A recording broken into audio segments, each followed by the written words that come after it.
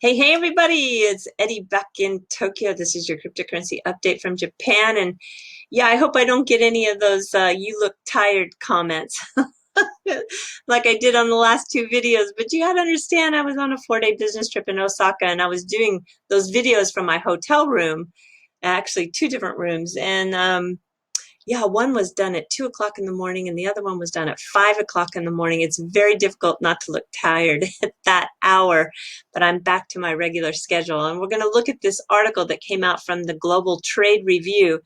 They are talking about Naveen Gupta. He, of course, is the managing director for Southeast Asia and the Middle East North African region at Ripple. And he spoke on Wednesday at Sibos. Sibos is a Swift event, and he said that even with the GPI service newly launched by Swift, it doesn't change the fundamentals. And this is in regards to correspondent banking. They have to tie up this capital in order to pre-fund the international remittances. It just, yeah, it's like in the tune of 5 to 10 trillion that's tied up.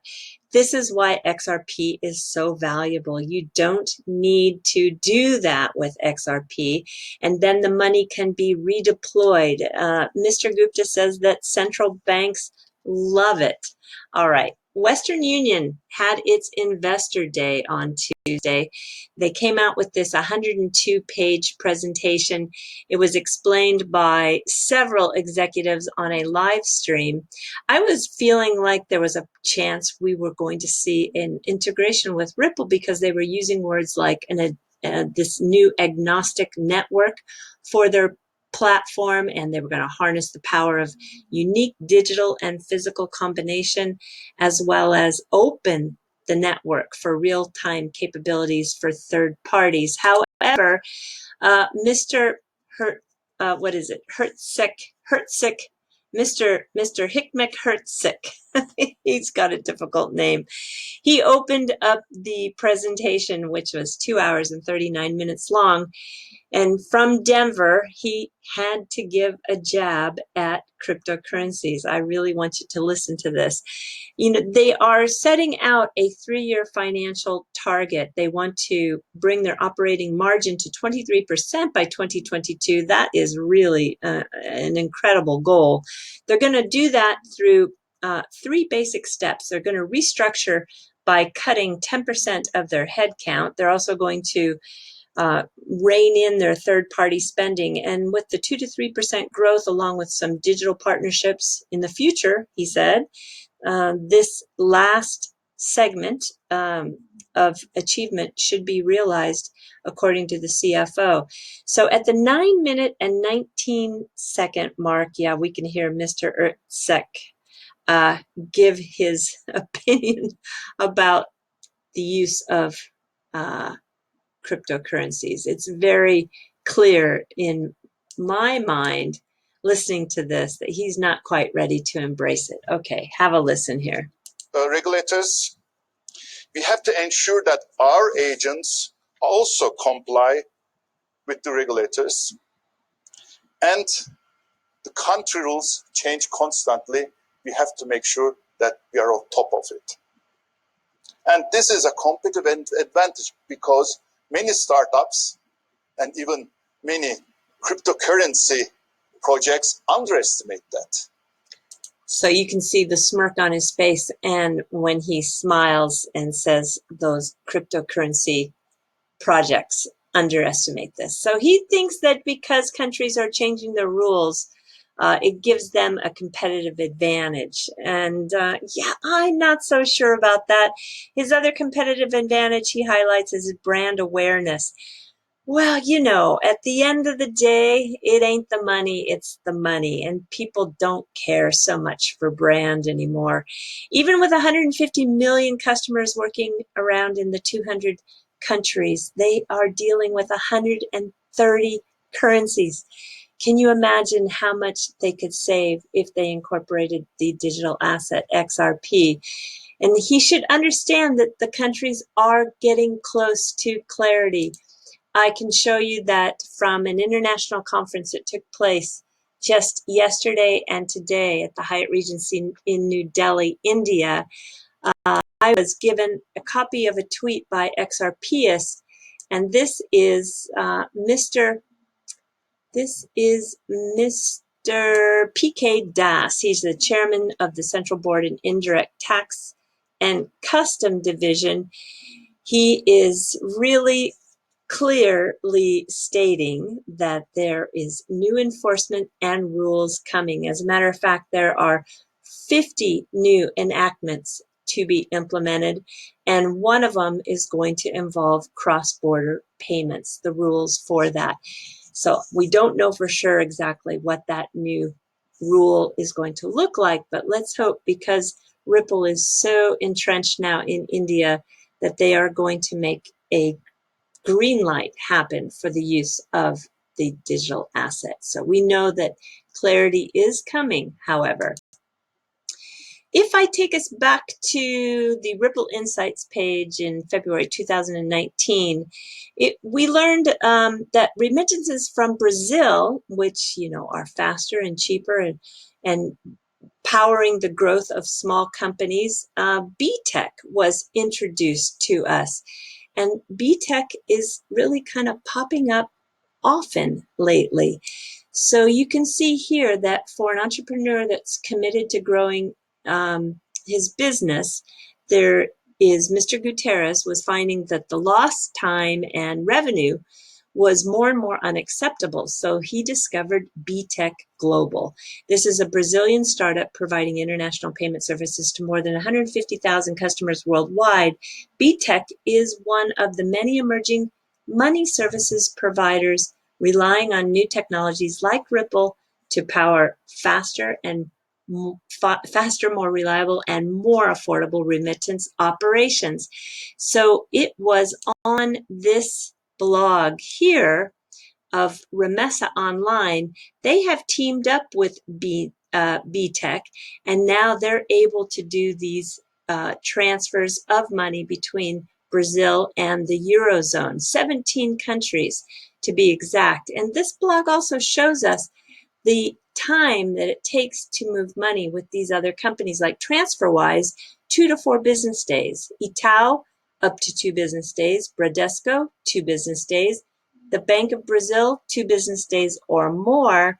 And Western Union, 1 to 2 days. So I can tell you that this part of the world is going to be very important for Ripple. Now, does Remessa use XRP? Well, Leonidas tweeted to them back in February, and they responded that they were live on Xcurrent, but we do plan to expand to XRP sometime in the near future, and we'll keep you guys updated. Well, I think it's about time we tweet them again and ask how far along they are on getting that incorporated.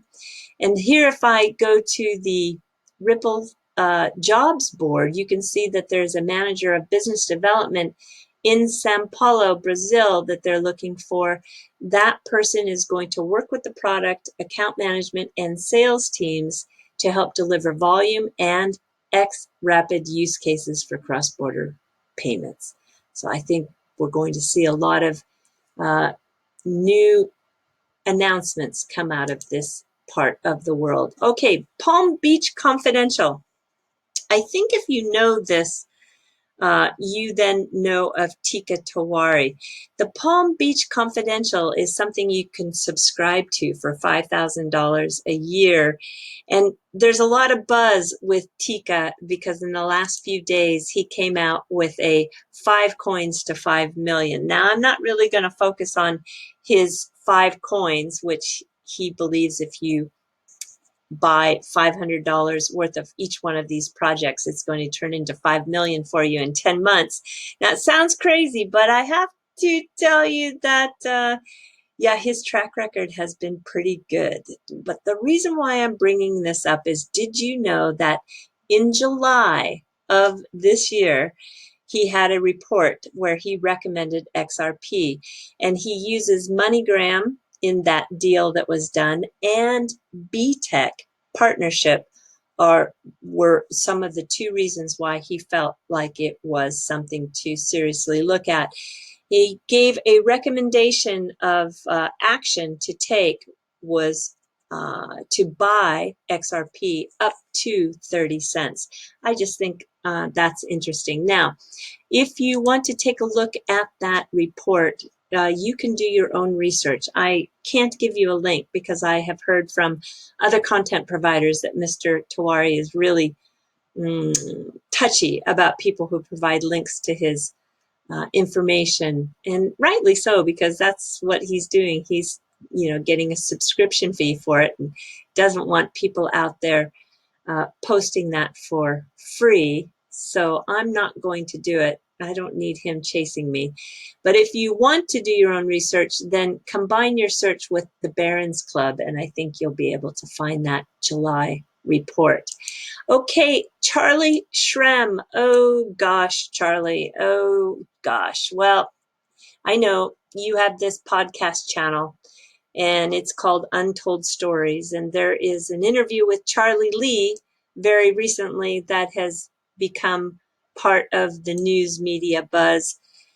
At the 34-minute mark, Charlie, who is the founder of Litecoin, starts to talk about XRP and Ripple. And it just never ceases to amaze me about people who talk about Ripple and XRP, but they have no idea what they're talking about.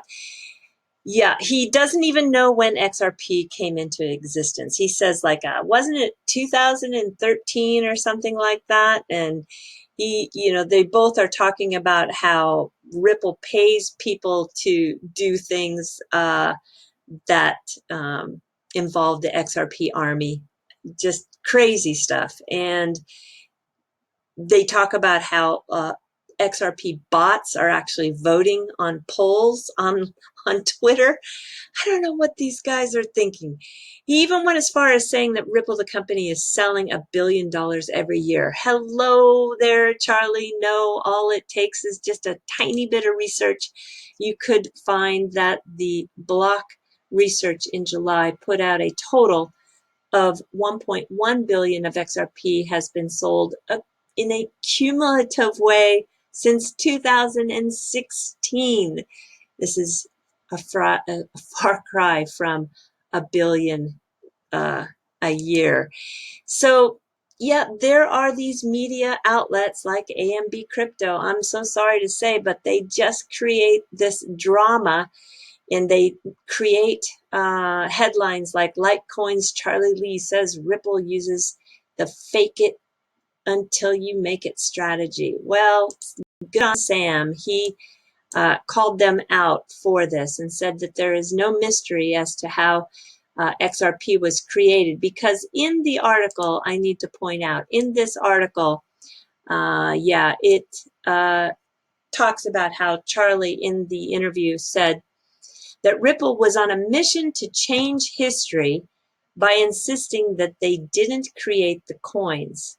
He believes that the company is suggesting that Jed McCaleb individually created the coins and then donated it to Ripple. Well, there is no changing of history at all. And this is what, Sam is trying to say, that AMB Crypto is just creating drama with this article. And when you poke David to get a response, you know that you've kind of taken it too far. So it's a matter of public record that Chris, Jed, and Arthur, who founded the ledger and asset, which at the time was called Ripple, before the company existed, and agreed to give XRP to the company.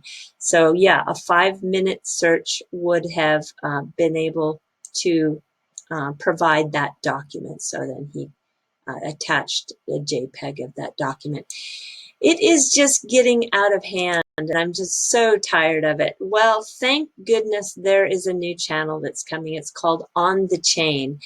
This is a place to watch and learn about everything blockchain, and it just was announced in terms of some of the details in the last 24 hours. And I am very happy and thrilled to be involved in the beginning here. This is going to grow.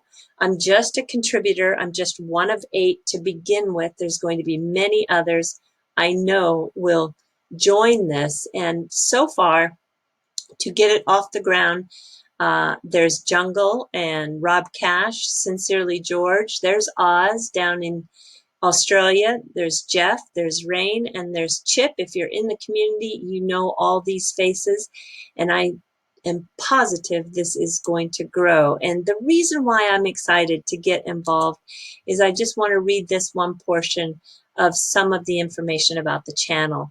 So through the participation in and the observation of this sharing of knowledge, an idea was formulated to develop a platform to support content creators, bring their messages to a much broader audience, an audience beyond the boundaries of YouTube and Twitter, an audience that is only just now getting bits of information dribbling out through mainstream media, and information that isn't based on accuracy, but slanted to appease media agenda.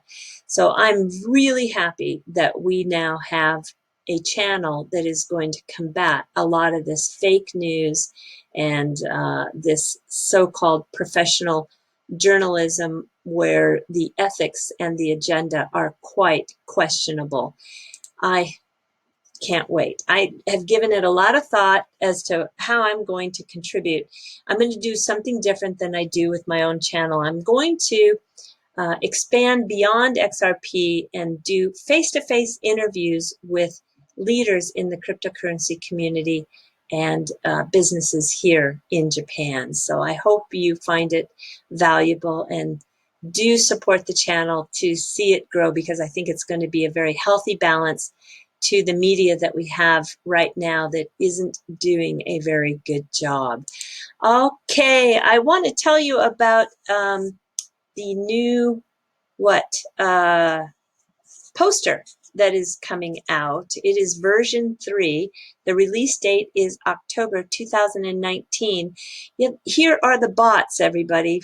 The 500 member bots. They're not bots. They are real people, and they are on this poster with a organization done through alphabetical listing. And yeah, it's really, really fun. I got the digital version too, and you can get it delivered to you as well, starting at just 32 US dollars, or you can go up to the paper version, which is $65. And I think there is also that limited edition version as well. If you are not on the poster and you think you should be on the poster, you need to email at Dudis or Stetis very soon, as in today, because I know his cutoff is just about this time. So don't hesitate if you think that you should be on this poster. And Sincerely George is kind of working in XRP Community Choice Awards. It is going to be fun, I believe. The announcement will be on November 16th at 7 p.m. Eastern Standard Time. However, there is kind of the refined 3 rounds that are going to happen. So round 1 is right now from September 26th to October 12th. And this is the free form. It is 15 pages long. It is a chance for you to vote on who the best FUD buster is, who is the up-and-coming person category. There is also who's the best delivery of news, who has the skill when it comes to rabbit hole researching, who is the XRP innovator, who do you think is the XRPL best startup, who's the best developer, who's the best technical writer. There's going to be an MVP. There's an artistic creator category, and even a non-Ripple validator award. And so, yeah, I had a lot of fun going through the different categories and giving my vote. You can do one, or you can do all of the categories. Don't worry if you don't know the answer or don't have an opinion on one, just skip that and go to the next category. I did do them all. I'm very curious to see how this shapes up, and I think it's just one of those things that the community is so good at doing, and that is supporting each other. All right. Talk about People's Choice Awards. Yeah, we are moving to the fluff now. This is actually a People's Choice Award for the Garden Society that is, looking at all the designs out there, and then the people can choose the design that they like best. This is one that won, and it is a People's Choice Award. It's just lovely. And there are some aspects of Japanese gardens that I want to talk about, one of which is the bridge that you often see that runs over the water, and it is in a zigzag form. So the question is, why is this zigzag form always found? Well, it's a design element to get you to slow down so that you can truly take a look at all of the details. And then another design that you often see is something called a moon bridge. It actually first came from China, but has been adopted in Japan, and you can see it very often, sometimes painted in a vermilion reddish orange color. But if you get a wabi-sabi look, which is one where the wood is exposed to the elements and becomes imperfect over time from weathering, then that is an example of wabi-sabi. But my favorite, I do think my favorite, are the pine trees that are trimmed and pruned in what's called a cloud design. I just love it. You find them all over Japan. They are not only in gardens, but you'll find them at the entrance of a school. You'll find them in the backyards of homes. It's just really aesthetically beautiful. And I did grow up in the Bay Area, of course, but before coming to Tokyo, I lived in Manhattan Beach, California, and there is a community right next door to Manhattan Beach called Torrance.